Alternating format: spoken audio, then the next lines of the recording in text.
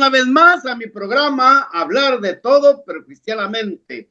Una vez más desde Chicago, estoy acá en Chicago haciendo la transmisión en vivo con nuestro hermano desde Guadalajara, Jalisco, nuestro hermano Salvador Sandoval Apologeta, muy entregado con su plataforma, la Red de Pedro, Grupo Evangelizadores.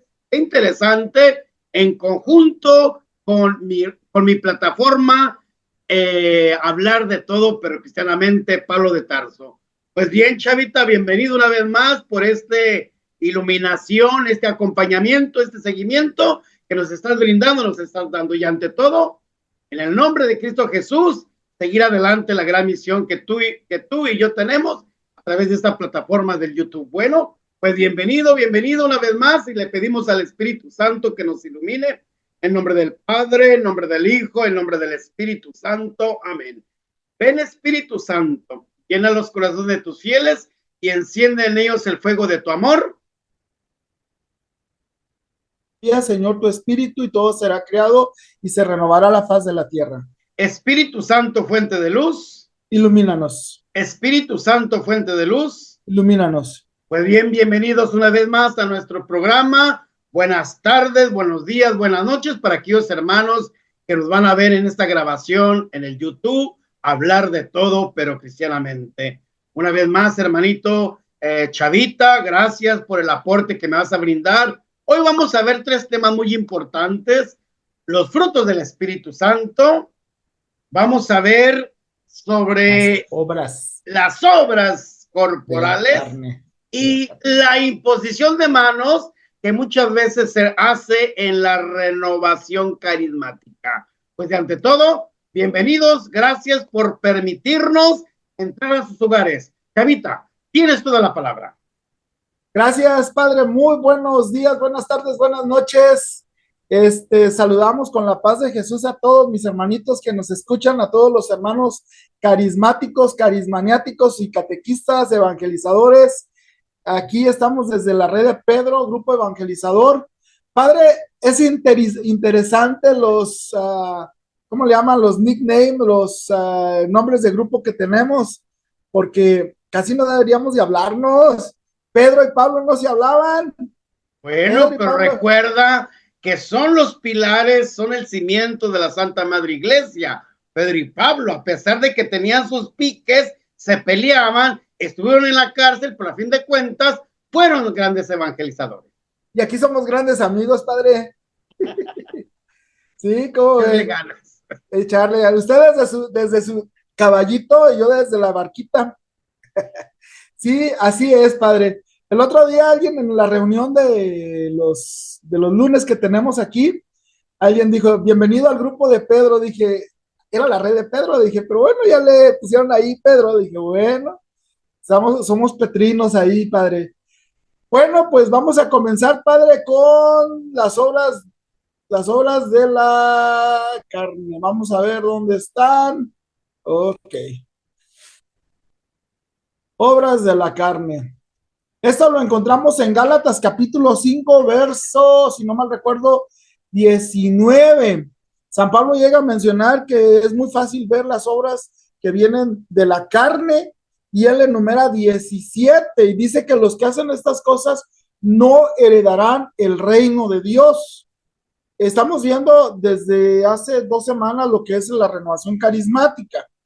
Cuando nosotros estamos hablando de la renovación carismática, también estamos viendo sobre la cuestión del discernimiento. Habíamos dicho que el discernimiento era una cuestión de 4 puntos. O sea, una persona puede tener discernimiento por estudio, 2, por experiencia, muchos años le puede dar uno la experiencia del discernimiento, 3, por el orden sacerdotal, diaconal y del obispo, porque son parte del magisterio, y por el simple hecho de ser ordenados, deben de tener, Dios les debe de dar, o parte de su ordenación es el discernimiento como parte del sacramento.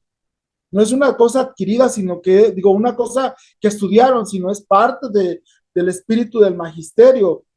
Sabemos que el Papa no se puede equivocar en cuestiones de fe y de costumbres. Igual el sacerdote no debería de equivocarse y debe de tener un discernimiento a raíz de su ministerio. Pero hay un cuarto punto que es el carisma de discernimiento, que este es una cosa infusa, no es nata, sino que es un soplo del Espíritu. En una reunión de oración, el Espíritu Santo puede hablarle a una persona y decir, está sucediendo esto, hay algo que hay que hacer, esto está mal o esto está bien. El Espíritu habla ahí. Entonces, pero antes de ver los frutos del Espíritu, hay que ver las obras de la carne. Y se me hace muy interesante, padre, porque cuando nosotros hablamos de las obras de la carne de Gálatas 5:19, dice que para los que hacen estas obras, no ahí no poseerán el reino de Dios, no van a entrar al cielo. Yo les digo a los hermanos que hay dos cosas cuando hacen los seminarios de vida en el Espíritu. Debe de haber, bueno, el fin es la conversión y el arrepentimiento. Son dos cosas y hay gente dentro de la iglesia que está arrepentida, pero no convertida. Y eso se da mucho en el grupo de oración. ¿Cómo es esto? Hay gente que va al grupo de oración y le estremece el mensaje, llora, tiembla, se cae y se emociona. Y sí, yo acepto a Jesús y sí, murió por mí, lloran y no sé cuánta cosa, pero ya en la realidad, en la praxis, la persona sigue viviendo las obras de la carne. O sea, no le sirvió de nada. Hubo arrepentimiento, pero no hubo una conversión. Y así hay mucha gente en los grupos. Hay gente que debería de haber una conversión y siguen con las drogas, con el alcohol, con la fornicación, con todo lo que vamos a ver ahorita. Hay otras personas que es el otro extremo, es decir, están convertidos, pero no arrepentidos. ¿Cómo? Sí, hay gente que ya no toma. ¿Por qué? Porque le hace daño, pero no fue Jesús el que intervino en esa conversión. O ya no come porque es diabético, por ejemplo, su servidor, ya no come muchas cosas, pero por la salud. O hay personas que tratan de ya no fumar porque les hace daño, pero Jesús no tuvo nada que ver ahí. O sea, no hay un arrepentimiento, no hay un encuentro con Jesús. Por eso dice en Hechos 3:19, arrepiéntanse y conviértanse. Metanoia, es decir, un cambio. Pero hay gente, es triste y lamentable que dentro de la iglesia hay gente no convertida, padre. Y me atrevo a decir hacia todos lados, sin decir a quiénes, pero ¿cuántas parroquias hay donde hay personas que trabajan en una parroquia y están en unión libre? ¿Qué pasa? ¿Por qué no se les enseñan las cuestiones de los sacramentos bien? O hay gente que es catequista y me ha tocado, perdóname padre, pero me ha tocado gente que es catequista y es alcohólica. Tuvimos un caso de una persona que era coordinadora y hacía limpias. Imagínense hasta dónde vamos. Y no nomás eso, me ha tocado gente que va a la iglesia y es grupo de adoración, pero no se confiesa o no comulga. Entonces a mí me dan mucho que pensar ese tipo de personas. Vamos a ver las obras de la carne. La primera es adulterio. ¿Qué es el adulterio? Bueno, voy a hablar un poquito sobre las relaciones sexuales. Yo sé que hay, a ver si no nos censuran aquí en YouTube, porque hay ciertas cosas que no se deben de pronunciar. Entonces, pero cuando nosotros decimos sobre el sexto mandamiento, debe de ser, es soltero con soltera. Cuando hay una unión entre soltero y soltera, esto se llama fornicación y por lo tanto es un pecado, ¿sí? Es un pecado. Pero aquí está hablando de un casado con otro, un soltero o doble casado, se llama doble adulterio. Entonces, estos son los pecados, ¿sí? Aquí está fornicación, que viene siendo pornai en griego, que significa algo parecido como pornografía. Entonces, ahí, pues, es soltero con soltera, llámese como se llame, amiga, prostituta, llámese, el simple hecho es pecado, ¿sí? La impureza, San Pablo llega a decir que la impureza, cuando Jesús expulsaba demonios, él decía espíritus impuros o inmundos, y eran espíritus que decían malas palabras. Quizás hoy en día mucha gente dice malas palabras y no está poseída, pero hay posibilidades de que sean poseídos o que el demonio influya ahí para decir malas palabras. ¿Sí? Laxiva, esta palabra que viene siendo una persona que anda ávido para las cuestiones de la misma cuestión sexual. Idolatría, ¿qué es idolatría? Todo lo que está en lugar de Dios, llámese como se llame. En Ezequiel 14:3 dice Dios al profeta, no te dejes consultar por la gente, porque ellos tienen su ídolo en su corazón. O sea, no lo tenían afuera, lo tenían adentro, dice Dios. No te dejes consultar por ellos, porque tienen sus ídolos no afuera, sino en su corazón. Es importante destruir el ídolo afuera, pero también quitarlo del corazón. Fíjate, Chavita, en esa parte sería bueno que lo notificaras, le dieras un punto muy importante, porque muchos hermanos separados están en esta parte que somos idólatras. Ok. Cuando nosotros hablamos del libro del Éxodo, los caballitos de batalla, los ataques de los hermanos separados, de los protestantes, es especialmente, pues, viene desde una trascendencia desde los iconoclastas del siglo VII. Para eso se hizo el segundo concilio de Nicea, para defenderse. Y decía la iglesia que nosotros, al ver las imágenes, nos ayuda a pensar en la misma palabra de Dios o en la vida de los santos. Por ejemplo, cuando hablamos, es muy curioso que los protestantes nos digan y nos dicen, no debes de adorar imágenes, pero ¿de qué se refiere? ¿Por qué no leen el versículo anterior, que es el verso 3, que dice, no tendrás otros dioses delante de mí? Cuando habla de idolatría, está hablando de otros dioses. Cuando está hablando de las imágenes de otros dioses.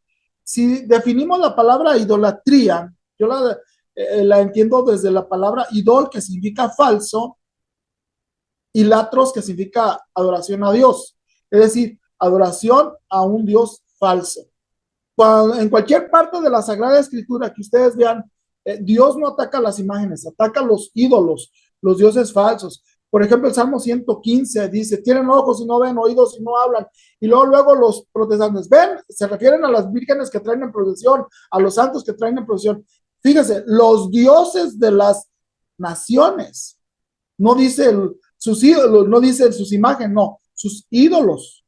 En Isaías 45 dice, agarra un leño y hace una imagen y la otra parte lo utiliza para cocinar y le dice al leño que hizo la imagen, tú eres mi Dios. Tú eres mi Dios.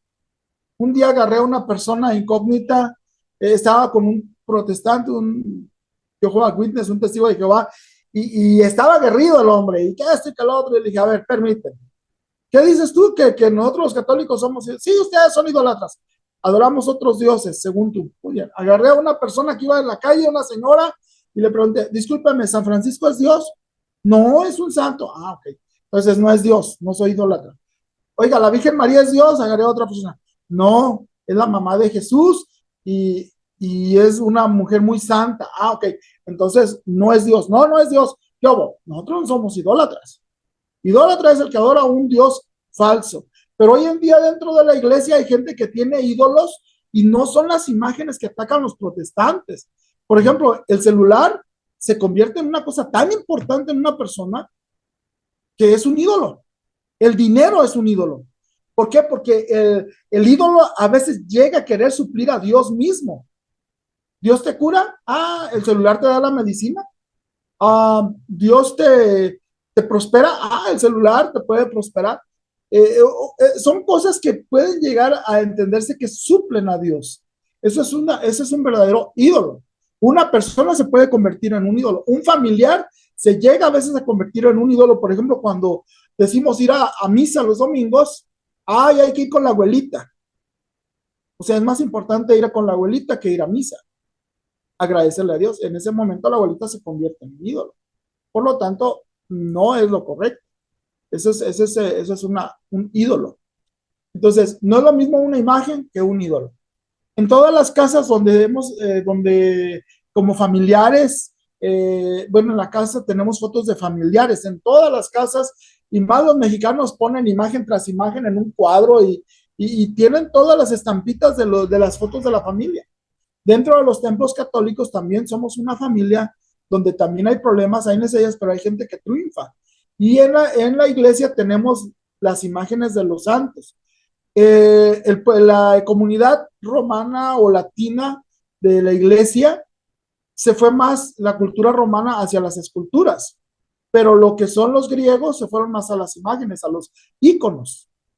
Entonces, nosotros cuando vamos a la iglesia somos una familia y tenemos alrededor toda nuestra familia en las fotos e imágenes recordando que ellos están en el cielo. Una vez un obispo, me acuerdo que le dijo estaba predicando y decía sobre los santos y no hallaba cómo explicarlo claramente. Y entonces un niño de primera comunión en la primera comunión estaba distraído viendo la luz del vitral que pasaba de la iglesia, de la luz del sol, hacia adentro del templo. Y entonces el obispo agarró la idea y dijo, eso es un santo. ¿Qué es un santo? Dijo, es como el vitral. Son vidrios o vitrales los santos que permiten y aumentan en cierta manera la luz que viene del sol, es decir, nos reflejan a Cristo, a Dios mismo. Eso es un santo. Un santo es una persona que ha logrado llegar a la meta en poco tiempo o mucho tiempo y pues ahora está en el lugar junto con Dios para pedir por nosotros delante de él. Eso es. En la Biblia está, en Apocalipsis 14, dice que los justos estaban al pie del altar, se les dio vestiduras nuevas. Y en otra parte del mismo Apocalipsis dice que la oración de los santos es como incienso que sube a la presencia de Dios. Vamos a continuar. Odios, los frutos de la carne, odios, discordias, celos. Padre, esto de los celos es terrible para hoy en día. Hay gente enfermiza de los celos y no es para menos, porque hay gente que sí es infiel o ver muchas telenovelas o series y ahí les envenenan la mente y piensan que toda la gente es igual.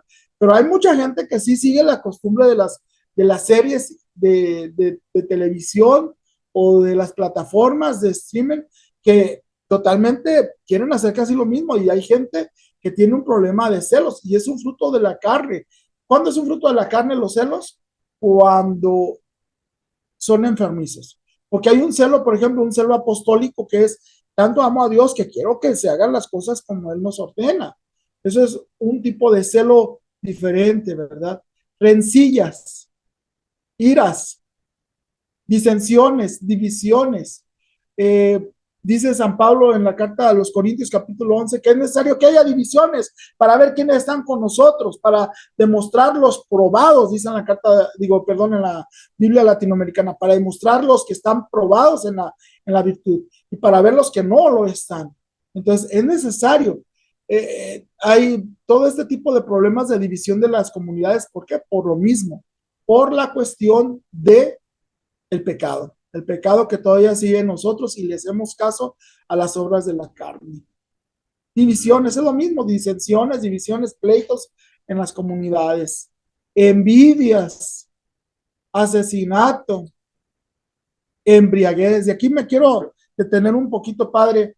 Hay personas que llegan a decir que las drogas no es mala. En cierta manera, todo lo que es abuso de sustancias no es pecado, y pues sí, porque aquí la palabra que utiliza aquí, meduscó, significa intoxicar, ¿sí? Igual como la palabra hechicería significa farmacai, que significa como farmacia, como adicción. Entonces, pero la palabra de Dios nos dice también, y también faltaba orgías acá abajo. Estas son las obras de la carne que pues no quisiera ahondar mucho, porque aún así, si yo empiezo a hablar de todo esto, las plataformas pueden bloquearnos en cierta manera por lo que estamos platicando. ¿Sí? Dice la palabra de Dios sobre la cuestión de adicciones, sean sobrios y estén vigilantes, porque su enemigo el diablo ronda como león rugiente buscando a quien devorar. La palabra sobrio es lo contrario de ebrio, ¿sí? Dice la palabra de Dios en Proverbios 25-28, una ciudad abierta y sin defensas, así es el hombre que no controla sus impulsos. Hoy en día parece como que el ser humano vive un egoísmo, es decir, busca placer y no quiere controlar ni detenerse, simple y sencillamente quiere disfrutar la vida, quiere, pero no en el orden de Dios. Dios nos llama a vivir sobrios, a vivir recatados en esas circunstancias, ¿sí? Dice que Jesús le dieron a beber vino mezclado con hiel y no quiso probarlo, es decir, hiel y vino es una manera de un tipo de narcótico para que no le doliera tanto el sufrimiento en la cruz. Y él no lo probó, no quiso beberlo, ¿sí? Pablo nos sigue diciendo, sean sobrios, andemos como en el día, no en la oscuridad, sino que andemos en plena luz del día, sensatos, no necios. Está hablando en contra de todo esto, ¿sí? Y lo repetimos en varias partes de la escritura. Pedro vuelve a repetirlo, lo dice como 3 veces, ¿sí? Sed sobrios, sean sensatos, sean sobrios. O sea, no quiere que andemos como tontos en este tipo de cuestiones de las adicciones. Cuando hablamos de los frutos, nos acordamos que Jesús un día dice que iba de camino a Betania y sintió hambre. Y dice que fue a una higuera y estaba llena de hojas. O sea, estaba muy bonita, estaba muy bonita. Se acercó a ver si encontraba fruto y no encontró, pero dice ahí que no era la época. Jesús a veces viene y te pide frutos en el momento menos adecuado, podríamos llamarlo así. Cuando menos esperas, Jesús va a llegar y va a decir, oye, Señor, pero yo no tengo frutos ahorita porque hasta que no vaya a la iglesia voy a portarme bien, no. Él te busca cuando menos esperas. Quizás tienes hojas, ¿qué es hojas? Que tienes cosas bien agradables para hacer, pero no das lo que Jesús te pide. Puedes verte muy verde, muy hermoso, muy cómodo, pero Jesús no quiere hojas, Él no va a comer hojas, Él va a comer frutos, ¿sí? Hay otra cosa más. Dice que Jesús la maldijo porque no dio frutos. Y dice la palabra de Dios que se secó hasta la raíz. No te vaya a maldecir el Señor cuando vaya a buscar fruto en tu persona. Y vamos a ver qué son los frutos que Jesús quiere que nosotros tengamos en nuestra vida, ¿sí? Vamos a ver. Ahí está, la higuera se secó.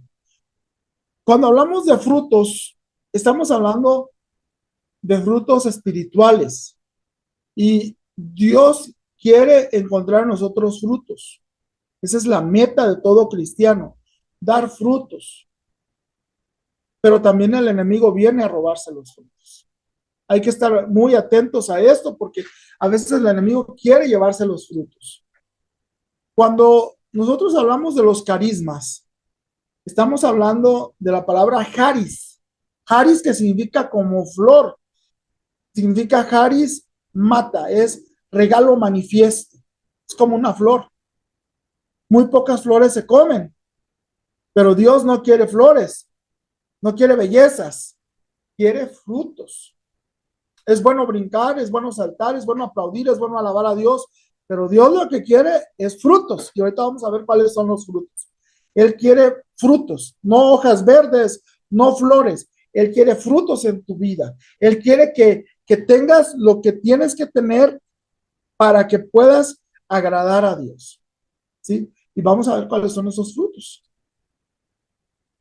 Dice Jesús en Juan 15:5, yo soy la vid y ustedes los sarmientos. El que permanece en mí y yo en él, ese da mucho fruto, porque separados de mí no podéis hacer nada. Nada podéis hacer. El permanecer es en comunión, unión común, es decir, viviendo. ¿Cómo se puede llegar a esos frutos? Por medio de la palabra de Dios, leyendo la escritura, viviendo los sacramentos, estando en un grupo, en una comunidad, pero también, pues, son 4, perdón, es oración, comunidad, sacramentos y lectura de la Biblia, ¿verdad? Son 4, la mesita de los 4 cosas que para crecer, ¿sí? Entonces, si tenemos esto, vamos a dar frutos, unidos a Cristo. en su palabra, en sacramentos, en comunidad y en oración. Son 4. Ok, vamos a ver los frutos. Aquí tenemos la palabra ágape, que viene siendo amor. Hay palabras, por ejemplo, eros, altrus, en griego, que significan amor, pero en la palabra amor, ágape es el amor de Dios, sin ningún interés, dándose hacia los demás hasta morir. La palabra amor creo que viene del griego, que significa amortus, que significa contra la muerte, pero al mismo tiempo morir para dar vida. Amortus es contra la muerte, es dar vida. Ese es amor. Dice en primera carta de Juan, capítulo 3, verso 16. Ahí claramente dice dice San Juan, si Jesús dio la vida por nosotros, nosotros debemos de ser capaces de dar la vida por nuestros hermanos. ¿Verdad? El segundo es chara, que significa gozo, alegría. Esta palabra, híjole, San Juan Bosco decía que los santos deben de ser alegres, y toda la alegría, la verdadera alegría y sana alegría es un gozo permanente y sano.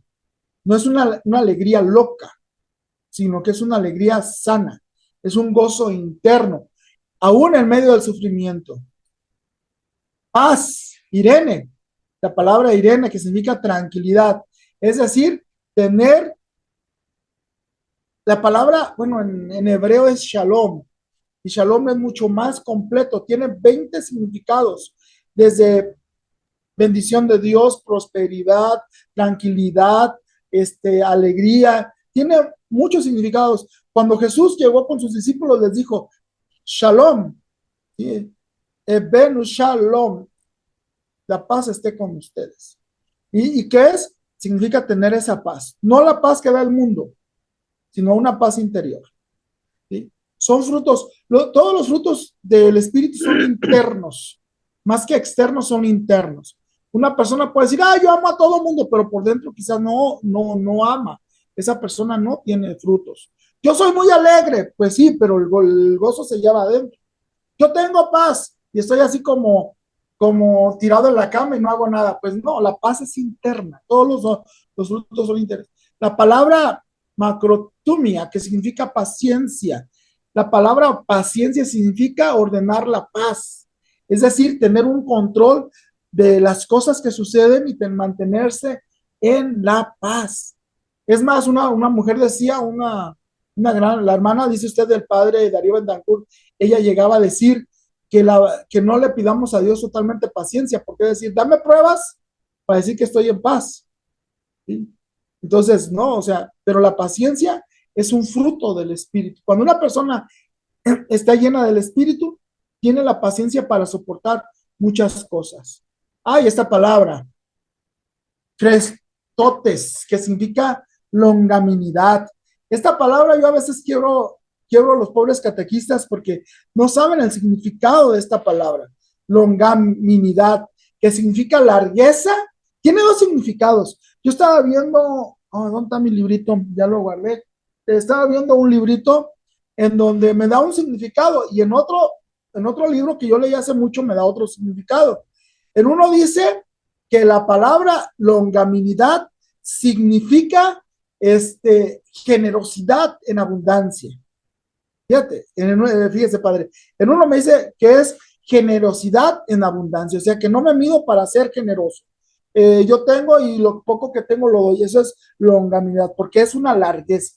Pero en este otro libro que encontré, que no me acuerdo dónde lo dejé aquí, dice claramente, aquí lo tengo, es un libro viejito, no sé cómo cayó en mis manos, viejito.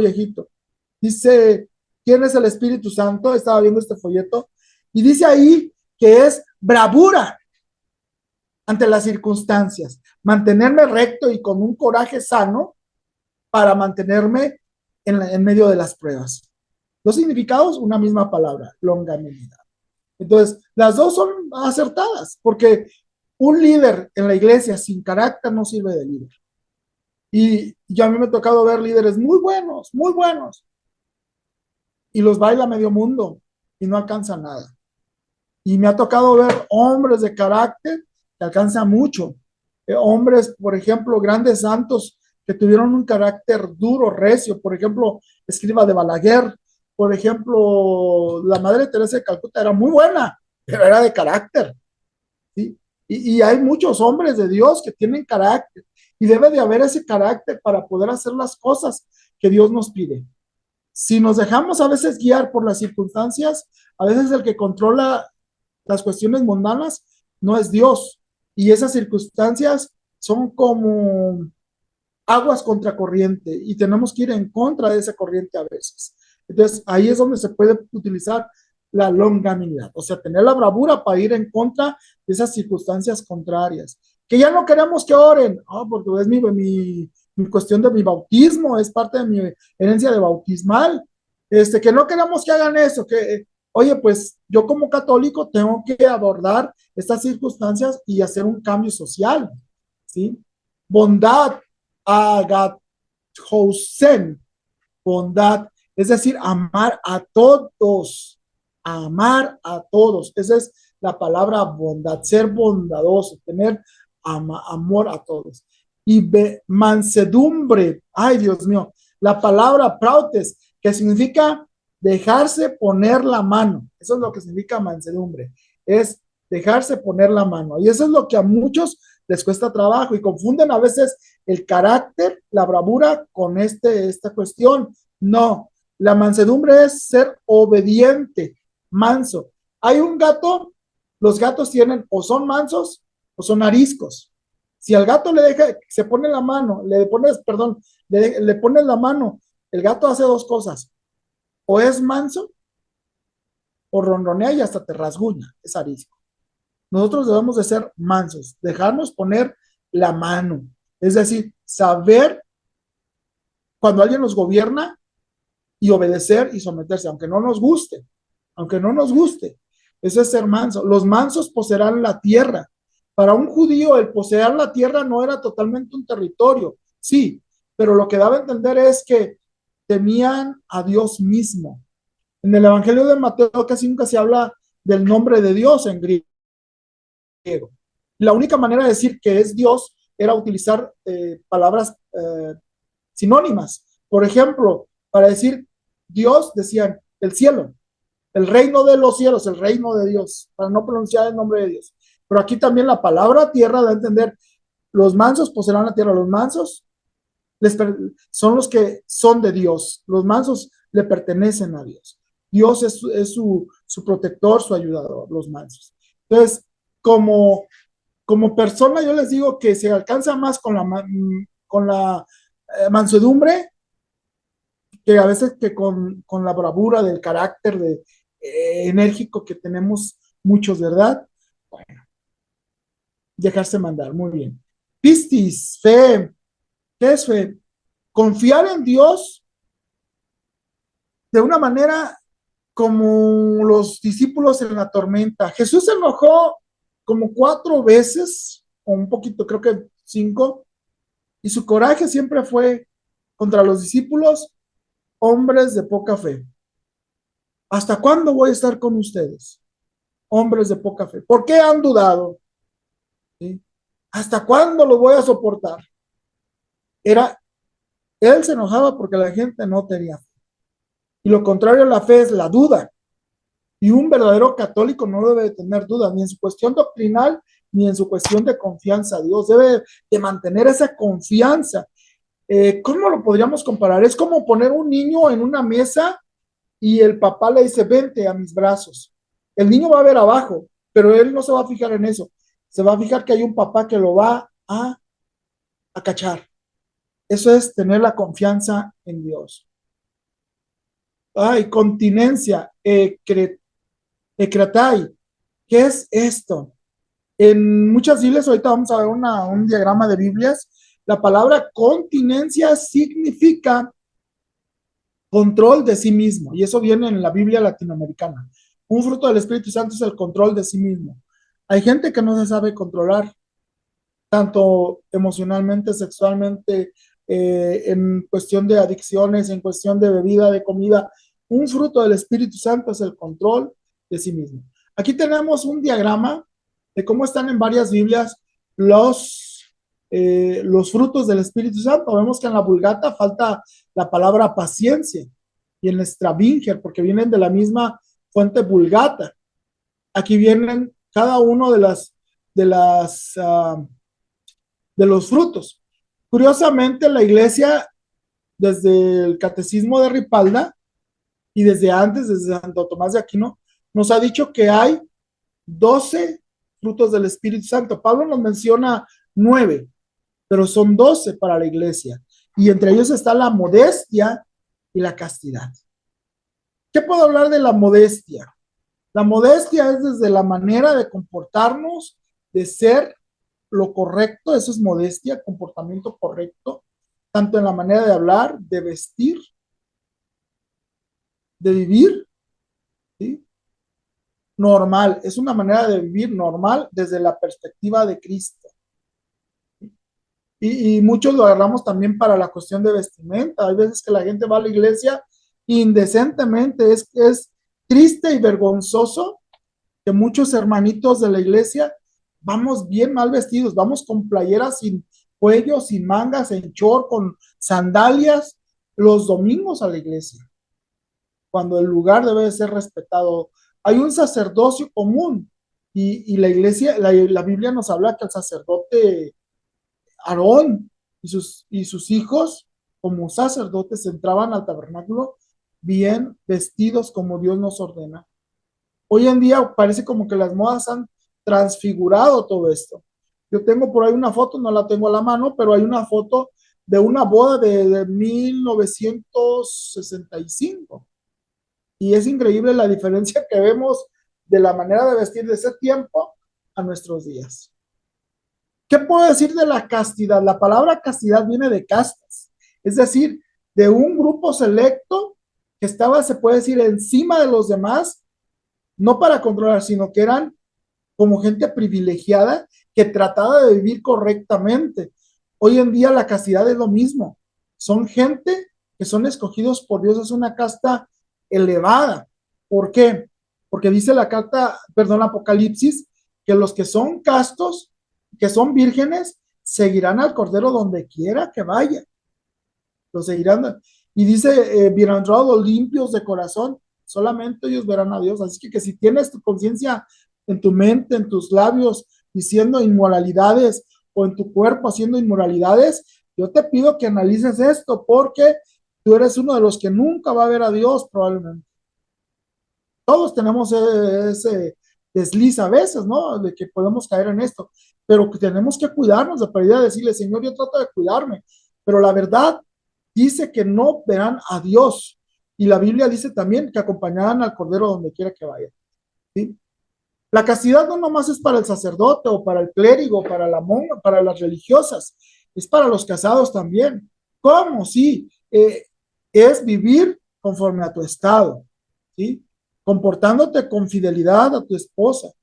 La sexualidad dentro del matrimonio no es pecado, santifica, pero fuera del matrimonio es pecado en todo el orden, desde pensamiento, palabra y acciones. Llámese como se llame, diciendo palabras de sexualidad, llámese como se llame, desde revistas, desde pensamientos, solitario, acompañado, todo es pecado si fuera de la castidad. Dentro del orden del matrimonio es santo lo en el matrimonio, pero fuera del matrimonio todas estas acciones es pecado. Algún día platicaremos más detalladamente. Vuelvo a repetir, las plataformas pueden bloquear todo esto si hablamos así muy crudamente. ¿Sí? ¿Algún comentario, padre? Sí, sí, sí. Fíjate, Chavita, que viendo un poquito toda esta onda de los frutos del Espíritu Santo, tú lo has dicho correctamente, están dentro de nosotros, no afuera. Están adentro de nosotros. Entonces, cada uno de nosotros los va teniendo de acuerdo a lo que yo voy dando a la gente, ¿verdad? La magnanimidad, longevidad, es decir, soy agradecido realmente con aquella persona que está a mi lado. El amor, la caridad, el ágape, al cual el Señor invita a sus apóstoles, también yo estoy llamado a hacer ese ágape. Yo creo que es importante que nos demos cuenta que desde San Pablo estos frutos del Espíritu Santo y los dones, los carismas se dan a profundidad, ¿verdad? Simplemente nosotros es dejar que el Espíritu Santo nos ilumine para entender y comprender por dónde estamos caminando. Simplemente eso. Pídele al Espíritu Santo esos frutos del Espíritu Santo. Pídele al Espíritu Santo esos dones, esos carismas, para que tú vayas creciendo, te vayas fortaleciendo y siempre digas, Espíritu Santo, fuente de luz, ilumínanos. Fíjense, padre, bueno, hay un detalle ahí más. Si estamos hablando de la cuestión carismática, los carismas nos deben de llevar a estos frutos. Claro. Si un grupo de oración, por más que hagan y brinquen, salten, tengan el dones de lenguas y todo, si no llegan a los frutos, algo está mal, algo está muy mal.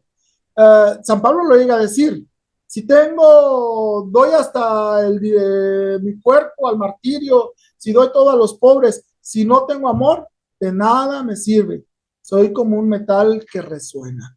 Entonces, no puedo estar así. Los carismas me tienen que llevar a los frutos. Eso es, fruto es un resultado. La palabra fruto es como un resultado de algo en la planta. Es la última parte, el último eslabón. Entonces, ¿quién sabe quién se va a salvar? Solamente Dios, primeramente, es el de la última palabra, pero también nosotros podemos empezarnos a autoevaluar y ver cómo andamos, no para vanagloriarnos, sino para ver dónde estamos fallando para trabajar en esto.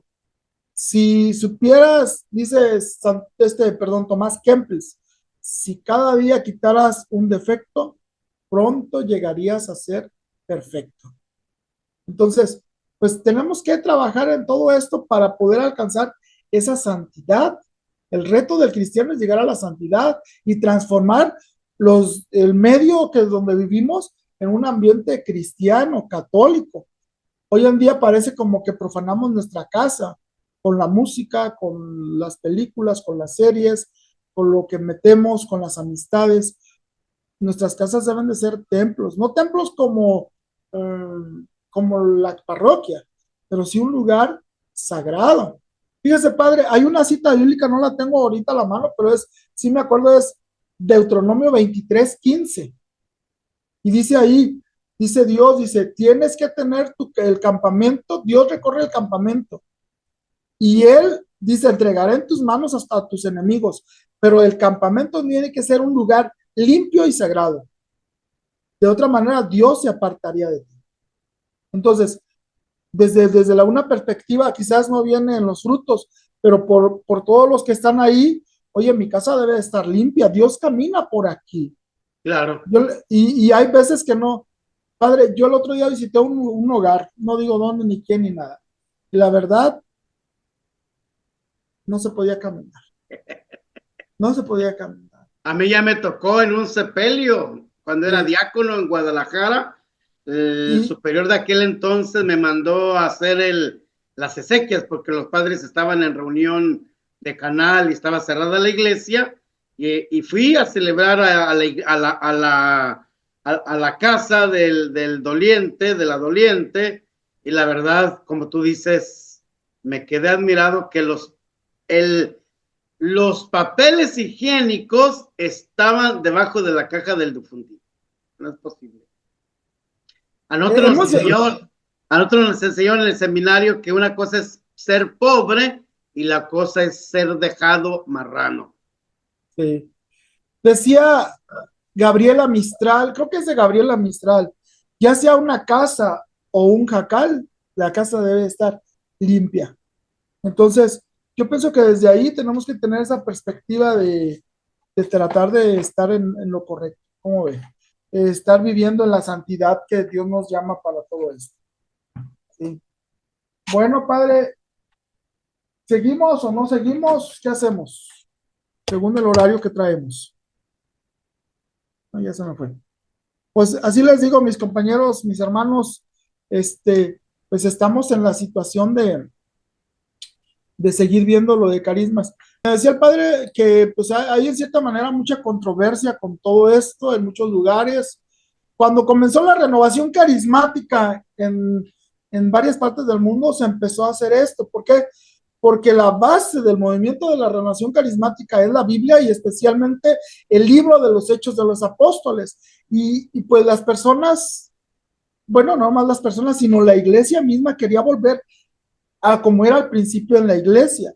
Y en muchos lugares empezaron a ver que los apóstoles al momento de imponer las manos transmitían el Espíritu Santo. Y es una cosa muy común ir a las comunidades y ver cómo oran unos por otros tocándose o imponiendo las manos. Pero hay un detalle ahí y eso es lo que yo le decía al padre que hay que aclarar.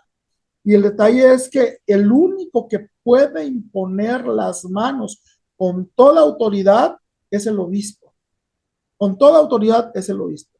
Hay riesgos, hay pros, hay contras, y ahorita vamos a ver qué es y qué no es dentro del grupo de oración. Por ejemplo, la imposición de manos, ¿qué es? Es una bendición, es un sacramental como tal. Es un sacramental, es una bendición. Antiguamente en el pueblo de Israel, el imponer las manos era una bendición. Hoy en día, desde que Jesús se fue al cielo, los apóstoles vieron que Jesús se fue al cielo, trazó la señal de la cruz en el aire, ellos entendieron que era una manera nueva de bendecir. Es una acción sacerdotal. Por lo tanto, el laico no tiene esa facultad como tal. ¿Para qué la hace el sacerdote y el obispo? Para transmitir el Espíritu Santo. Esa es una de las características que tiene. Y la otra es para una función de gobierno. Por ejemplo, darle la autoridad a una persona o a un religioso. Vas a ser el sacerdote, vas a ser el abad, vas a ser el párroco, vas a ser obispo, y la iglesia lo utiliza como una manera de fusión o transmisión del Espíritu Santo. Pero en los grupos de oración no es así. Tenemos que distinguir estas cosas, por favor. San Pablo nos llega a decir en 1 Timoteo 5:22, no imponga las manos a la ligera, pues te harías cómplices de los pecados de otro. Me ha tocado casos de hermanitos que llegan con uno, ay, me siento mal, ¿qué pasó? Pues no sé, me siento así, deprimido, me siento como que no tengo gozo. A ver, número uno, un verdadero cristiano no se basa en los sentimientos. Todos los sentimientos se engañan. Todos los sentimientos se engañan. Por eso nos basamos en las potencias del alma, la razón, la voluntad y el entendimiento, y la memoria. Entonces, si te basas a los sentimientos, si vas a empezar a ver los sentimientos, te vas a lastimar mucho, ¿sí? Y hay veces que nosotros los carismáticos tenemos esa acción de empezar a ver sentimientos y emociones. ¿Qué sentiste? ¿Cómo experimentaste? Y hay veces que andamos buscando eso y no estamos buscando la acción del Espíritu. El Espíritu Santo es un ser suave, tranquilo, apacible y sutil. Y a veces que queremos que sea una cuestión estrepitosa. Me acuerdo del profeta Elías, cuando va al monte a buscar a Dios, cayó un relámpago y dijo, ah, aquí no está Dios. Luego vino una tormenta de fuego, no sé, y dijo, aquí no está Dios. Y cuando empezó a oír un espíritu suave y tranquilo, dijo, aquí está Dios. Entonces, los carismáticos debemos de tener muy en cuenta, sí es bueno, a veces la música, los carismas, pero hay que tener mucho cuidado de que no sean emociones nomás. El sacerdote, ¿por qué impone las manos o el obispo? Porque a él se le ungieron para eso. Todos los sacramentos, haz de cuenta que tienen un toque del sacerdote. Todos el pueblo de Dios, laicos y sacerdotes, son sacerdotes desde el bautismo, pero el sacerdote es ordenado y es ungido en las manos y se le ha encomendado a una comunidad. Por eso se le unge, por eso el sacerdote debe de tocar el agua en el bautismo, para el agua bendita. El obispo ungir al laico, ¿sí? Es el encargado. En la consagración, en la absolución y en el sacramento del perdón, él tiene las manos ungidas. Todo lo que hace es por las manos. Por eso decían que un sacerdote que no tiene manos no puede ejercer como tal. Era una, ¿cómo le llaman? Incapacidad para ser sacerdote. Incapacidad. Sí. Y aparte de eso, había habido casos donde la gente, bueno, la iglesia en tiempos medievales llegaba a degradar al sacerdote raspándole las manos porque para quitarle esa unción. Era una manera, pues un poquito burda de decirlo, ¿no? Pero es la verdad, el sacerdote es la manera. Fíjense, aquí tengo una foto de un sacerdote besando a otro sacerdote recién ordenado.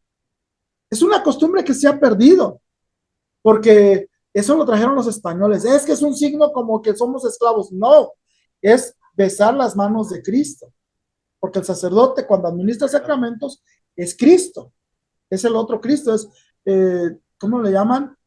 Trimanera Christi, pero tiene otra palabra en latín, pero bueno, entonces, ahí ese es el detalle. Ahora, vamos a la imposición. Alter Christus. Exacto, es Alter Christus, otro Cristo. Para el laico, no podemos llamarle imposición de manos a lo que hacemos. Número uno, no se debe de hacer en la cabeza. La cabeza es un lugar reservado para el obispo. Dos, no se puede llamar imposición de manos. Yo le llamo una oración de apoyo o de intercesión, de acompañamiento. Hey, ¿sabes qué? Te voy a acompañar, voy a orar por ti. Estamos en unión, estamos en comunión, pero no tratar de poner las manos como yo tengo el Espíritu Santo, yo te voy a sanar, yo esto. No, eso no está permitido en la iglesia. Eso es de riesgo. Sí podemos orar unos por otros, sí, pero no en esa actitud de transmitir o sanar. No es así la cosa. Claro. No tenemos ese poder, no tenemos esa facultad. ¿Sí? Nuestras oraciones no son autoritarias, son suplicantes. Eso los ministros, bueno, cuando nos dan el curso de los ministros nos dicen, una vez me tocó una liturgia de la palabra y al final había una oración en la cuaresma. Y yo le pregunté, le dije, oye, pero esto viene antes de la bendición, yo no doy la bendición. Y me dijo, hay que hacerlo como súplica junto con todo el pueblo. Entonces, podemos hacer súplica, pero no en increpación, como en autoridad, como, vuelvo a repetir, como en el exorcismo. Yo te ordeno en el nombre de Jesús. ¿Quién eres tú? No, soy laico. Entonces, Señor, yo le pido a la Virgen, le pido a Jesús que salga esa cosa. Te pido que ellos lo hagan, no yo. Igualmente, en la oración que llamamos de imposición de manos, yo pienso que debemos de cambiarle el nombre a una oración de apoyo y respetar la imposición de manos al obispo y al sacerdote. ¿Sí?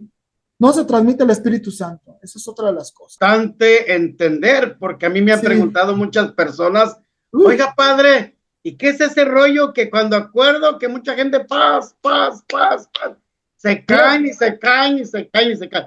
Fíjate, me recuerda, Chavita, para dar como la pequeña introducción para Descanso en el Espíritu. Decía el padre Darío Bentarcourt en uno de sus libros, o en una de sus experiencias, misiones, él decía que si realmente hay descanso en el espíritu, la persona cae y no se fractura nada, no se hace nada. No. Pero cuando es pura mentira, pura falsedad, que nada más pasa el sacerdote con el Santísimo y paz, aguas. Ahí la persona puede recibir una fractura de su cráneo porque quizá no es que el Espíritu Santo la haya tocado y ella por payasa se cae. Dice, aguas. Hay que distinguir un descanso en el espíritu con un descanso de huevonada, con un descanso de, porque pasó el Santísimo, me voy a caer. No. Bueno, déjame decirle una cosa. Hay pseudo carismas, que es pseudo falsos. Yo le digo, yo tengo en la experiencia, he andado en grupos de oración y me ha tocado hermanos. Por ejemplo, una vez me tocó un hermano que estábamos en una reunión y estábamos orando por una persona y se acercó, estaba orando y se acercó al oído y le dijo, usted diga aleluya, aleluya, aleluya, aleluya, aleluya, y ya va a orar en lenguas. Y repítalo otra vez y ya. Dije, no, eso no es. No necesitamos hacer eso. Hay otros hermanos, y me ha tocado, sacerdotes, que agarran a la persona y lo hacen que pierda el punto de equilibrio y se caen y ya es descanso en el espíritu. Pues no, yo lo he tenido y muchas veces, y cuando comenzaba, y yo lo comparo con la computadora, cuando se me traba la computadora, yo nomás aprieto un botón, el reset, y tienen un descanso, pum, se apaga completamente, se corta todo y la computadora empieza a reactivarse y a reanimarse. Vamos a ver la semana que entra, padre. Ya les vamos a emocionar para que vean, porque tengo mucha cuestión de qué platicar. Bueno, pues una vez más les agradecemos nuestro hermano Chavita Sandoval, hermano Apologeta, en la red de Pedro Grupo Evangelizadores y también en la plataforma de Hablar de Todo Cristianamente con su amigo Pablo de Tarso. Una vez más les invitamos a nuestros hermanos que nos ven, nos ven en el YouTube, denle like, por favor. También suscríbanse, toquen la campanita. Aquí el hermano Chavita, toquen la campanita, hagan sus comentarios y ante todo compartan con sus conocidos, con sus primos, con sus primas, con sus tíos, con sus tías, para que tanto la red de Pedro como Hablar de Todo Cristianamente crezcamos más y más y más. Bueno, les agradecemos esta gran oportunidad que nos han dejado estar en sus hogares rezando una bellísima oración que nuestra Madre Santísima nos ha dejado. Dios te salve María, llena eres de gracia, el Señor es contigo. Bendita eres entre todas las mujeres y bendito es el fruto de tu vientre, Jesús. Santa María, Madre de Dios, ruega por nosotros pecadores, ahora y en la hora de nuestra muerte. Amén. Espíritu Santo, fuente de luz, ilumínanos. Espíritu Santo, fuente de luz, ilumínanos. Si no, elimínanos. No se crea. Ánimo, ánimo hermanos, Dios me los bendiga abundantemente. Su amigo, autor, escritor, sacerdote Pablo de Tarso, en conjunto con mi amigo desde Guadalajara, Jalisco, Salvador Sandoval, desde la red de Pedro, Grupo Evangelizador. Perfecto, Dios nos bendiga, nos vemos hasta el próximo miércoles con la segunda parte de este descanso en el Espíritu. Bendiciones a cada uno de ustedes. En nombre del Padre, en nombre del Hijo, en nombre del Espíritu Santo. Amén, amén, amén. Chavita, pues gracias. A usted, Padre.